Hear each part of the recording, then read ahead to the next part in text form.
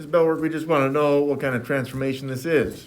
And we can see that the orientation of this triangle has not changed, even though, well, this is our pre-image because it doesn't have the prime marks, W, X, Y triangle. But this triangle does. It's got W prime, X prime, Y prime, right? So we know this is the image of our original figure, the pre-image triangle. So let's see what has happened to these points. I'm going to start with W. From W to W prime, it's been moved up 4 units there. And then from Y to Y prime also up 4 units, X to X prime up 4 units. This means that all we've done is moved the figure, the original triangle, which makes this a translation. That is the type of transformation this is. Of course, so far we've gone over also reflections and also rotations. Clearly this is not a reflection or rotation because the orientation has not changed. Here's our 2 objectives for the day then. I know that dilating figures makes them bigger or smaller. And also, I can use scale factors to dilate figures. So again, since we're going to be using scale factors, this means we're going to use them to make figures bigger or smaller. That's what dilation means. Take 30 seconds and copy this down, please.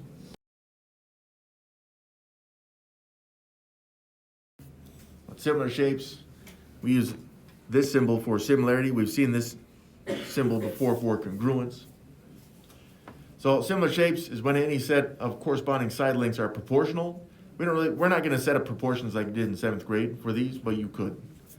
Now it also says that the angles are the same, which is important, but it's not important right now. Really all we're trying to get you is a little bit of exposure to what a dilation would look like. So I don't really care about the angles. We will care about the side lengths though, okay? So similar shapes, this is just telling us really that the size could change with similarity. Congruence tells us the 2 shapes, whatever it is, the 2 figures, they are the same size and they should have the same angles. Again, we're not so concerned about angles right now. That is something you will worry about more in 9th grade. But right now, all we need to do is see if the shapes are the same size or if they actually are similar. Now, in terms of similarity or congruence, we do need to be talking about the same shape. For example, we would not want to compare a trapezoid like this with a triangle and say these 2 are similar. Okay, you may be able to find similarities, but that's different in terms of mathematics if they are similar. They have to be at least the same type of shape. This will be important in the next lesson for us. So we've seen in the last 3 lessons that we get congruent shapes with the transformations that we've covered so far, meaning that they could change the orientation, right? But for the most part, they are also the same size shapes. That was translations, like we saw in the bellwork, reflections, and then rotations. All 3 of these types of transformations will give us the same size shapes. Today, though, we will be changing the size, which means we're looking for similarity. These are the dilations. Okay, so this means that you could create proportions on the side lengths. But for now, really, we're going to just be using scale factors to work with our dilations. So we have corresponding side lengths. Corresponding sides, they're the same part of separate figures, and we're not expecting any type of change in orientation when we look at the dilations today. Now, orientation can change if it's combined with reflections or rotations, right? We know that reflections and rotations do change orientation, but we're not going to see that until the next lesson, where we start combining dilations with perhaps some other type of transformation. For now, though, all we need to do is see that the size of the figures, they may change, but we can still find corresponding parts of the pre-image and the image. That's it. Okay, so if you were looking at, let's make another trapezoid here. And if I were to make this trapezoid, again, so that's just kind of a transformation right there. But if I were to make this bigger, let's say that I applied a scale factor to make this pre-image bigger. Notice the orientation has not changed here, which means that this left side still corresponds with this left side, or the top corresponds with the top. This slanted side corresponds with this slanted side, and then the bottom corresponds with the bottom. That's really all we need you to be able to see on this corresponding stuff. This will help us then to start looking at corresponding side lengths and then how they relate to scale factors. So scale factors, it's applied or multiplied. That'll be important for you guys to write down there. We're only going to be multiplying scale factors. Now, that's, if you were to go back into what multiplication is, and I don't really know that elementary teachers do this, or 7th grade teachers for that matter, but factor, if you hear the word factor, it usually indicates that we are going to be using multiplication. And so when we say we're using a scale factor, the word factor should tell us right away that we're going to be using multiplication. And then you also see the word scale in there. When we're talking about scaling, this also tells us that we're going to be changing the size of whatever it is that we're working with, okay? So we're changing the size using multiplication, scale factors. Now, if the scale factor, and I'm going to kind of skip through this because this isn't really so important to know, but it may help us to understand what's happening during the application, which is multiplication of scale factors. If the scale factor were bigger than 1, okay, some type of mixed number, some type of improper fraction, maybe it's a whole value just as long as it's bigger than 1, then you're going to end up with an image that's bigger than the pre-image. If the scale factor applied to the pre-image values is smaller than 1, then you end up with an image that's smaller than the pre-image. So you end up with something smaller. And then at the end, if you just applied a scale factor of 1, multiplying anything by 1 just results in the same thing. So that would give you the same size. Essentially, you'd have some congruence there. But again, today we're going to be seeing application of scale factors that are either bigger or smaller than 1. They're not going to pull any of this third stuff on us. Okay, so this brings up then, how do we find a scale factor, which is going to be important for us. How to find a scale factor, because we're going to see this type of question on the assignment, okay? So what you have to do to find a scale factor is first you take the side length of one side length of the pre-image, and it kind of comes out as a formula. You would then multiply that, so this would be its own value. You would multiply that then by the scale factor.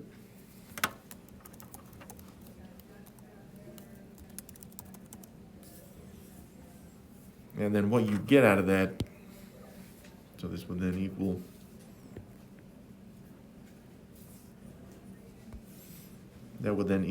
the image side length.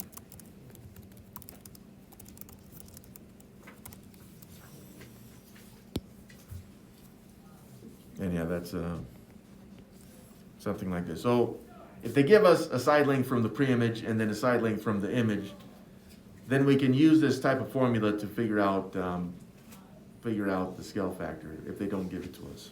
If they do give it to us, then we know just to take the side length of the pre-image and just multiply it by the scale factor, though, okay?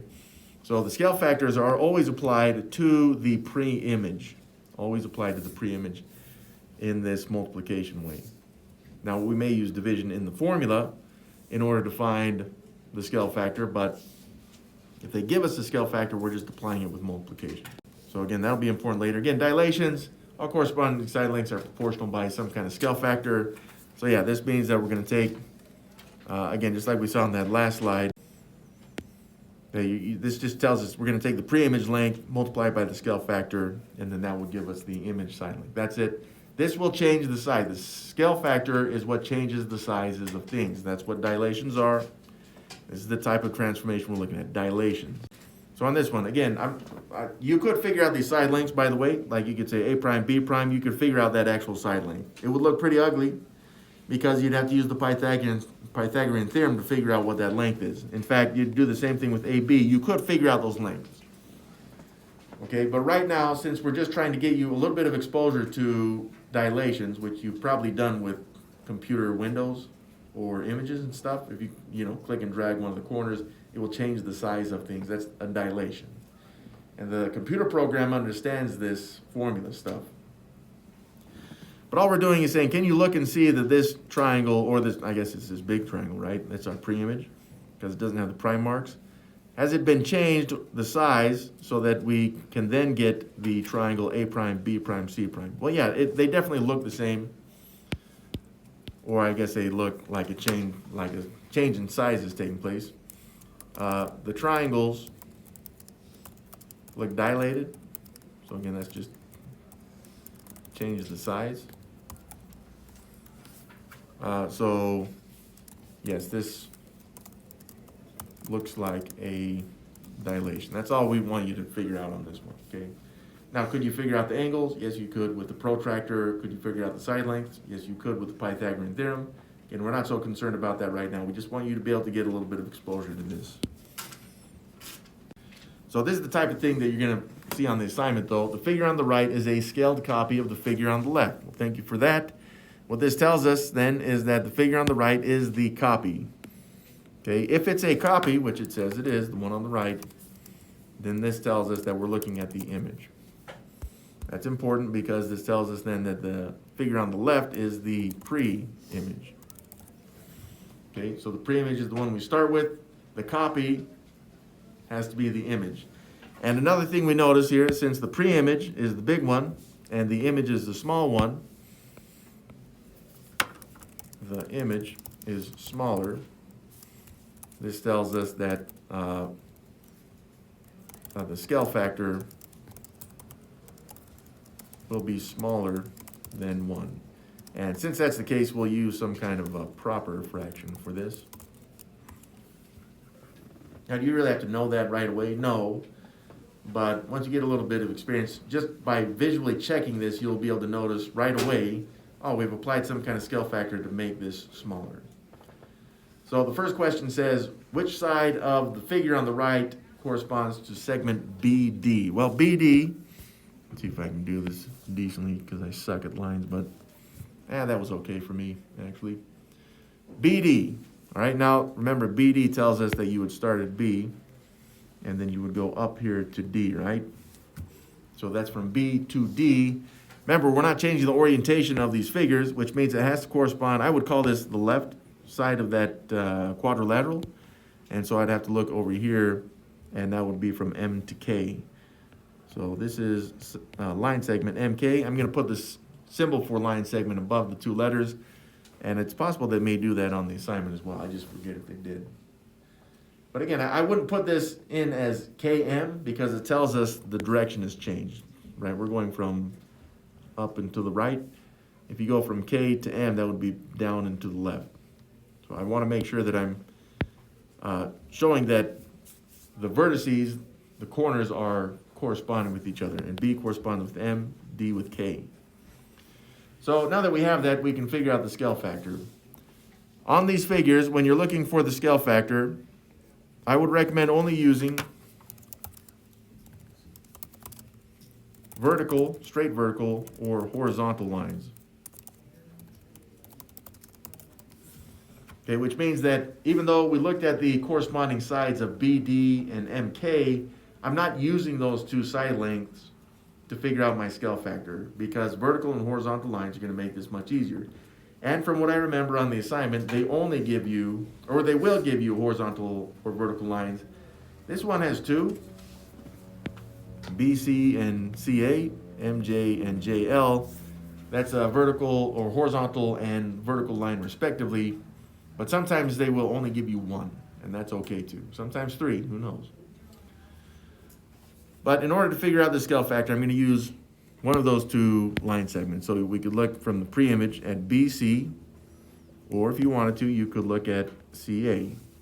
And it doesn't matter which one you choose. I'm going to do both just to show that the scale factor will not change. But I see that BC is kind of the bottom of that figure. I'll start with BC, and it corresponds with MJ, right?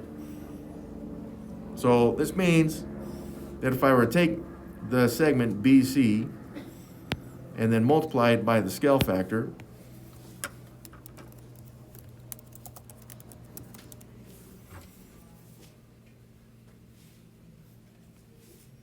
I don't know what happened there. There we go. if I were to multiply that by the scale factor, then I should get the segment MJ. Okay, well, do we know the length of BC? Yeah, we can figure this one out. Like I said, we don't need the Pythagorean theorem here because it's a horizontal line. 1, 2, 3, 4, 5, 6 boxes. And then MJ is 2 boxes right there. Just count the boxes. So this means if you were to take 6 and then multiply it by the scale factor, you'd get the length of MJ, which is 2. Okay, so this is just an equation that you can solve. Some people would probably prefer to use X right here. I'll just keep it like this just because, I don't know, it seems okay. But to solve this one, I would divide both sides here by 6, right, with the principle of equality.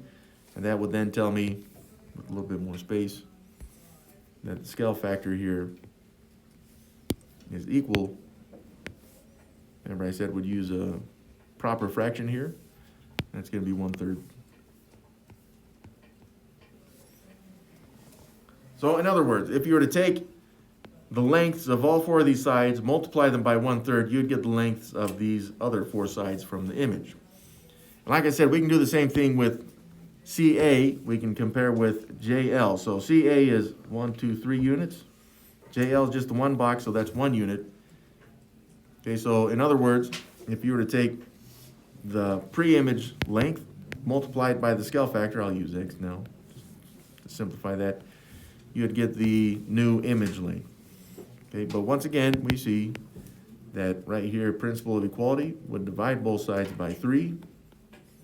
Okay, that becomes a phantom 1, and we see X, the scale factor, is still 1/3. So it's the same no matter which way you do this. That's our scale factor. That's the scale factor. And it didn't matter which side I used, right? Because the scale factor has to be applied equally to all of the side lengths on the figure or shape. If you guys felt like that one was oversimplified, I think that's good because we don't want you to overcomplicate this stuff.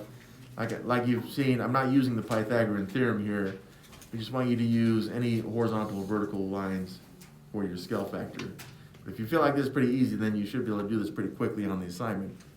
So this one says that the figure on the left is a scaled copy of the figure on the right. So once again, this tells us that the figure on the left is the copy, which means that we're looking here at the image. So the image is bigger than the pre-image, which must be the one on the right then.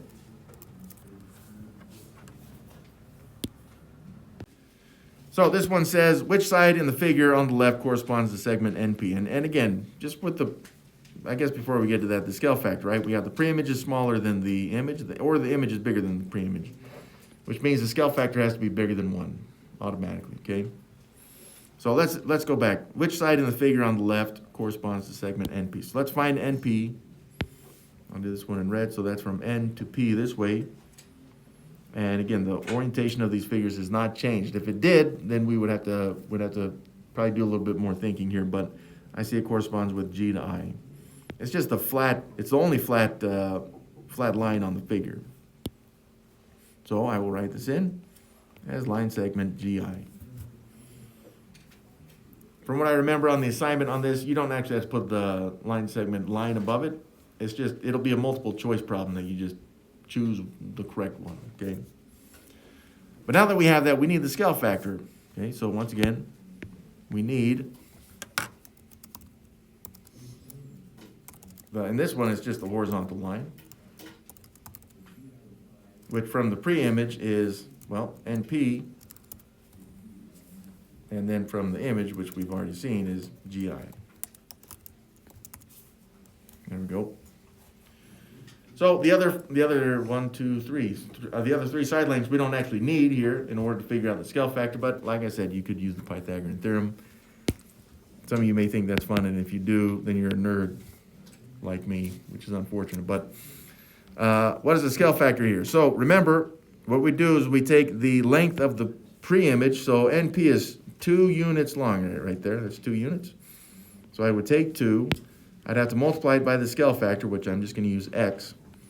And this should give me the length of the image length, 1, 2, 3, 4. So 2 times the scale factor equals 4. I can solve this one simply by dividing both sides by 2. Okay, that's my principle of equality. That gives me phantom 1x. 4 divided by 2 is 2. Now, since the scale factor is 2, the scale factor is only applied to the side lengths. This tells us that the side lengths of the image are twice the length of the I don't know, I feel like I'm getting a little wordy on this, corresponding side lengths of the pre-image.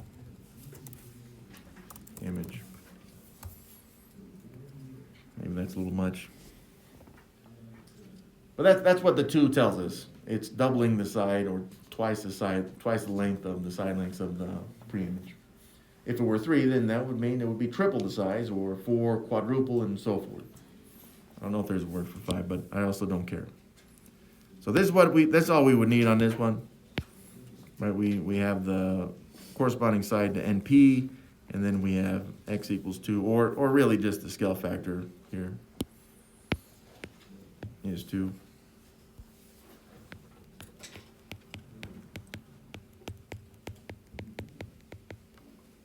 Last thing I'll say on this one, we did know that the image is bigger than the pre-image, which means that we should have known that the scale factor is going to be bigger than 1, and 2 is bigger than 1. So that kind of just proves our point right there. But we're going to start applying it to the figures, like this one. Okay, so this one, they've already told us here that we have a scale factor of 1/3. Now, just from this information right here, the scale factor being 1/3, 1/3 is less than 1. So I'm expecting the image to be smaller than the pre-image.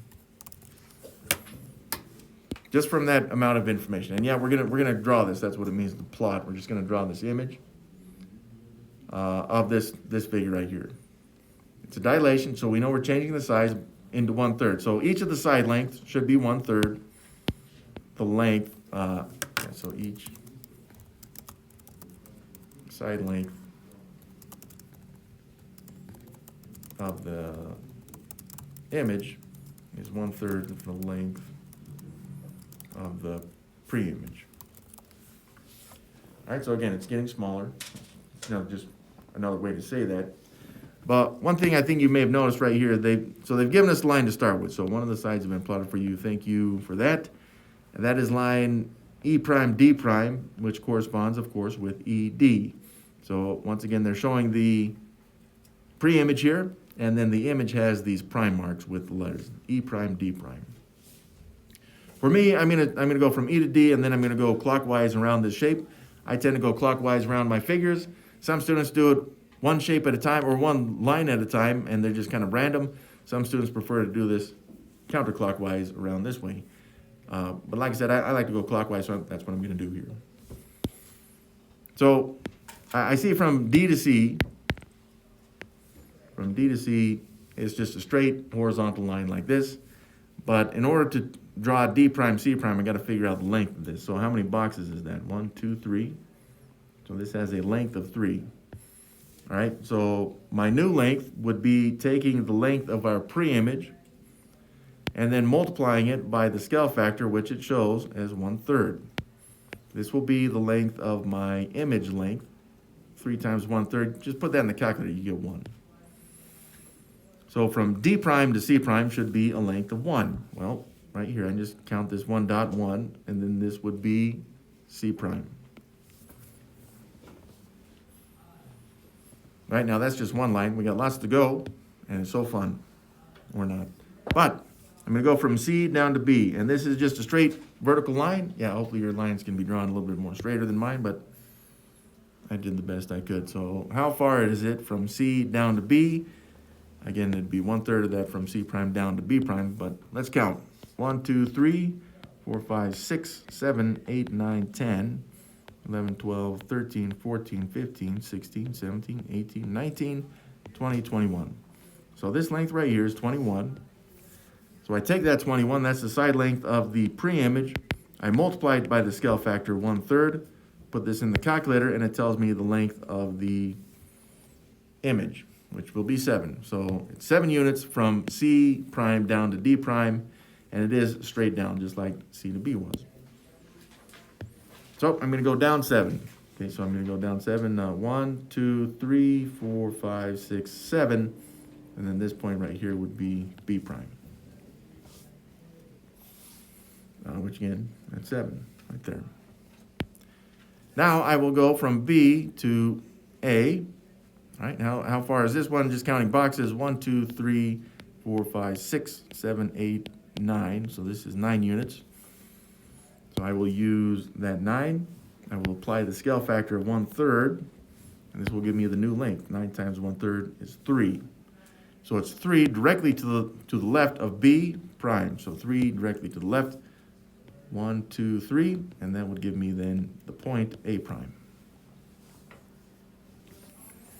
Okay, now I'm going to go from A to H, and this is straight up, so A prime to H prime will be straight up as well. How many boxes is that? 1, 2, 3, 4, 5, 6, 7, 8, 9, so that's 9 units as well. We've already done 9 times the scale factor. We know it's 3, so that's what I will do. 1, 2, 3 up from there gives me H prime. Since I'm counting these, by the way, it kind of makes my lines not so straight there, but hopefully you're drawing them a little bit more straight than I am. So then from H to G is a straight horizontal line from right to left. Fair enough, but how far is that? Well, 1, 2, 3, 4, 5, 6, 7, 8, 9, 10, 11, 12. So this is 12 units long. So I will apply the scale factor of 1/3 to 12. So remember, when I say apply, I'm talking about multiplication. 12 times 1/3 is 4. So H prime to G prime will be 4 units to the left. 1, 2, 3, 4. And that is G prime. So we're almost there, but the next one is from G to F, which is straight up 1, 2, 3 units. Well, we've already done 3 times 1/3. We know it's 1, which means from G prime to F prime will be up 1. There it is. F prime. Now you'll notice with the figure that I'm about to finish here, F prime to E prime is straight horizontal, which is good news. This means that we should have done everything correctly because F to E is also a straight horizontal line. But we'll figure out the length here. So we'll do this one red from F to H. How long is this one? 1, 2, 3, 4, 5, 6, 7, 8, 9, 10, 11, 12, 13, 14, 15, 16, 17, 18. So this length right here is 18 units. We've not done 18 times the scale factor, so I will do that here. 18, in fact, I'll do it up here. 18 times the scale factor, which is 1/3. That gives me 6. So from F prime to E prime here, down in the bottom right, should be 6 units, is it? 1, 2, 3, 4, 5, 6. So it is 6 units right there, and just kind of labeling the rest of these.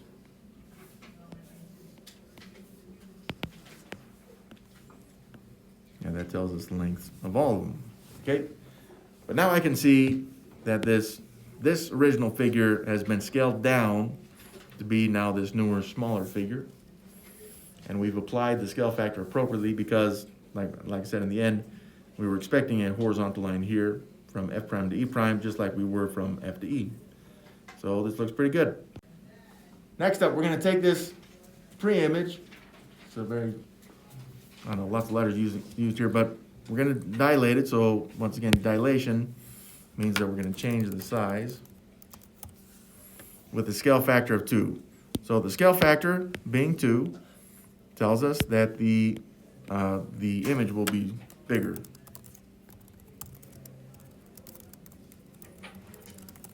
Than the pre-image. And, well, they've done us a good favor here. They've already plotted they've drawn one of the sides for us. That's A prime to B prime, which corresponds with A to B. All right, so double the scale factor. We can even see on this one that A to B here is 4 units. If you were to take 4 and multiply it by the scale factor of 2, you get 8, and A prime to B prime is 8 units there. So it shows a doubling in side lengths, which we're expecting with the scale factor of 2. So like I said, I like to go clockwise around this. So that tells me that I'm going to go from B to C, which is 1, 2, 3 units there. All right, so taking the 3 and multiplying it by the scale factor of 2 happened there. There we go. 3 times 2 tells me the new length will be 6 units. So that's from B prime to C prime. It's straight horizontal from to the left. 1, 2, 3, 4, 5, 6. And this point here then is C prime.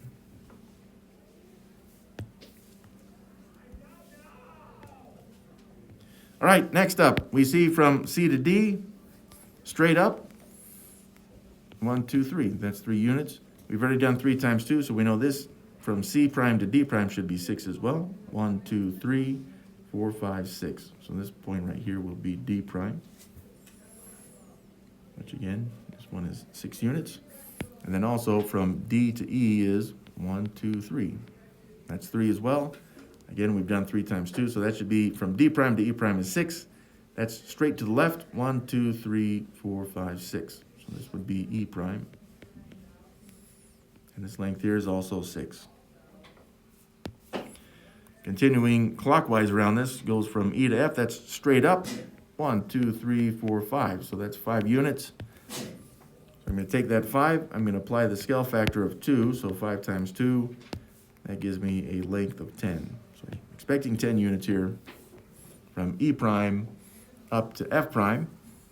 1, 2, 3, 4, 5, 6, 7, 8, 9, and 10. Okay, so this is going to be my F prime there. And then from F to G, 1, 2, 3, 4, that's 4 units. So again, I'll take 4, I'll apply the scale factor of 2, 4 times 2. It's going to give us the length of the image to be 8. Now, that's from F to G, that's directly left to right. So I'm going to go to the right from F prime, 8 units. 1, 2, 3, 4, 5, 6, 7, 8. So this one here is G prime. And we're almost there. But going down here from G to H, 1, 2, 3, 4. So that's 4 units. We've already done 4 times 2, which is 8 there in blue. So I'm going to go straight down from G prime to H prime, 8 units. 1, 2, 3, 4, 5, 6, 7, 8. And you see, once again, H prime is directly to the left of A prime, just like H is from A. So this means that we've applied this. We should have applied it pretty good. The last thing I'm going to do is just go from H to A, which is 2 units there. So I would have to take 2, multiply it by the scale factor of 2, which is 4. Okay, well, how far is it from H prime to A prime? 1, 2, 3, 4. It's 4 units, just as we expected. And now we can see that we've now finished the shape, although the lines are kind of shaky. This guy's counting. But again, hopefully yours are a little bit more straight than mine are, which means that we've applied the scale factor very well. We've taken this smaller pre-image and made a bigger image. If the scale factor was 3, we would have just multiplied these values by 3 and gotten different values. So I expect that. I think the biggest scale factor I remember seeing on the assignment may have been 4, but if that's the case, usually the figure is a little bit smaller. All right, that was pretty exciting stuff right there, those dilations.